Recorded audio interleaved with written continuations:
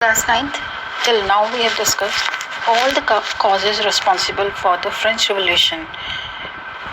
Now here, let us again move back to the book, chapter 1. Here, besides all these reasons, the struggle to survive was also a main cause of the French Revolution. The population of France rose from about 23 millions in 1750 to 28 millions in 1789. This led to a rapid increase in the demand for food grains. Production of grains could not keep pace with the demand. Okay, production उतना नहीं हो सका जितना कि demand बहुत ज़्यादा तेजी से increase हुई. So the price of bread, which was the staple diet of the majority, rose rapidly. Most workers were employed as laborers in workshops. बहुत सारे workers workshop में laborers थे. Whose owner fixed their wages. Owners ने उनकी wages fix कर दी. Wages mean मजदूरी. But wages did not keep pace with the rise in prices. But wages में इतनी fast increment नहीं हुआ जितना कि fast prices में increase हुई. So the gap between the poor and the rich widened. Things became worse whenever drought or hail reduced the harvest. और भी ज़्यादा situations worst हो गई जब drought और hail, अकाल और बहुत ज़्यादा बारिश, उससे harvest जो है totally reduce हो गई, बिल्कुल ख़त्म हो गई. This led to a subsistence crisis. Subsistence crisis means an extreme situation where the basic means of livelihood are endangered. Okay. जहाँ पे कि बेसिक मीन्स ऑफ लाइवलीहुड भी नहीं मिलते हैं, कि जो रोटी कपड़ा मकान जो बेसिक मीन्स ऑफ लाइवलीहुड है वो भी नहीं मिलती है, लोग खाने को तरस जाते हैं. That situation is known as subsistence crisis. And here in this picture also you can see how a subsistence crisis happens.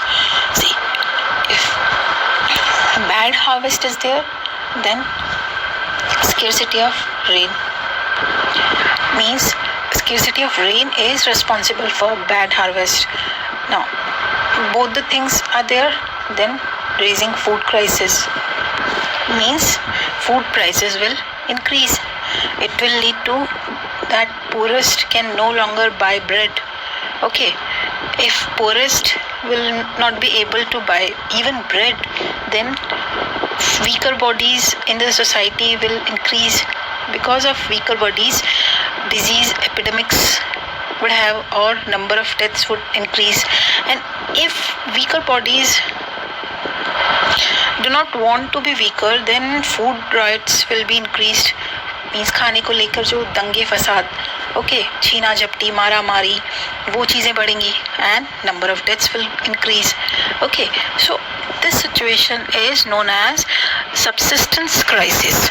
Okay, and this diagram is also very much important. Now this next topic we already have seen, a growing middle class and with such an end to privileges, means they were to be of the opinion that they wanted to end the privileges. Okay, and in this Rousseau and Montesquieu's thoughts were mainly responsible to enhancing people with these kind of opinions. Now the outbreak of revolution, the revolution कैसे हुआ finally, that we already have read in the immediate causes. Okay, that a state general meeting was called and 300 representatives from both first and second estate and 600 representatives were called in from third estate, and they all had an opinion that they wanted to change the voting system. Okay, but king was never ready for it, and finally the members of third estate walked out that meeting and they started the protest. Okay, the representatives of third estate viewed themselves as spokesmen for the whole French nation.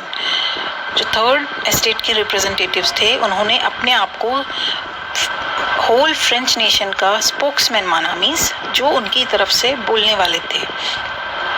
On 20th June, they assembled in the hall of an indoor tennis court in the grounds of Versailles. See, on 5th May, this meeting held of the Estates General. Okay, in that meeting they walked out. Okay, and they went in protest. On 20th June, means after a few days, after 1 month and few days, they assembled in the hall of an indoor tennis court in the ground of Versailles. They declared themselves as a national assembly. अब कुछ लोग जो इकट्ठे हो गए वहाँ पे, उन्होंने अपने आप को नेशनल असेंबली डिक्लेयर कर दिया. मीन्स उन लोगों को माना गया that they were the part of National Assembly and swore not to disperse till they had drafted a constitution for France that would limit the powers of the monarch.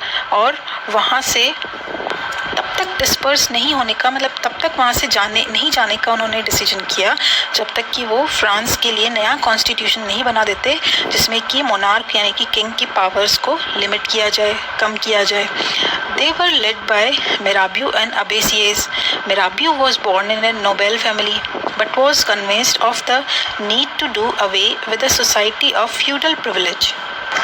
Mirabeau जो था वो, though he was born in noble family, noble means second estate, but वो जो था feudal privilege, feudal system actually this system was prevailed in Europe. feudal system जैसे India में सामंती system होता है, ठीक है, कि जैसे राजा ने बहुत सारी लैंड ऑक्यूपाई कर ली, बहुत सारा रीजन उसके अंडर में है, then it was just like impossible to control the big area of land, है ना. बहुत सारे बड़े एरिया पे कंट्रोल करना अकेले राजा के लिए भी पॉसिबल नहीं था. सो he used to give away some powers to some persons, okay, and they were obeying king's orders. So all the persons to whom he used to give away some powers or distribute powers, they were known as feudal lord. जैसे हमारे यहाँ सामंत होते हैं, उनको उधर feudal lord कहा जाता था. और ये feudal lord का privilege होता था that he would collect taxes on that land who all are working on that land. अब वो जो feudal lord हो गया वो तो खेतों में काम करेगा नहीं, तो वो खेतों पे काम करने के लिए और जो थर्ड एस्टेट के जो पेजेंट्स, आर्टिजन्स, जो पुअर पीपल होते थे उनको वो अपॉइंट करता था. तो वो जो थे उन पे वो टैक्स लगाता था, that they all would give him a tax and next the part of a tax he would pass away to king. ठीक है, इस तरह से आगे वो जो टैक्स था वो पास हो जाता था, but only the third estate was responsible to give away the tax. So this was also a main reason for the revolution. He brought out a journal and delivered powerful speeches to the crowds assembled at Versailles. Now he means Mirabeau. Mirabeau brought out a journal and delivered powerful speeches. Okay, speeches में बहुत ज़्यादा वो powerful words का use करता था, motivational words को use करता था, जिससे कि people would agree for the revolution. And let us talk about now Abbé Sieyès. Abbé Sieyès was originally a priest. Priest तो मीन्स और फर्स्ट एस्टेट का मेंबर था. वो wrote an influential pamphlet called what is the third estate, and उसने लिखा एक third estate के ऊपर एक बहुत ही ज़्यादा इन्फ्लुएंशियल पैम्पलेट था.